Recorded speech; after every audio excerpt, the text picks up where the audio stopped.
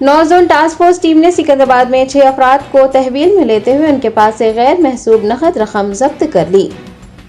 तफसीलात के मुताबिक हैदराबाद पुलिस की 9 जोन टास्क फोर्स टीम ने इंतखाबी ज़ाब्ते अखलाक के निफाज के चलते नकद रकम और शराब की मुंतकली को नाकाम बनाने के लिए सिकंदराबाद के कवाड़ी गुड़ा में गाड़ियों की तलाशी मुहिम चलाई। इस तलाशी मुहिम के दौरान पुलिस को 2 करोड़ 9 लाख रुपये बरामद हुए। पुलिस ने 6 अफराद को गिरफ्तार करते हुए बरामदशुदा रकम को जब्त कर लिया है।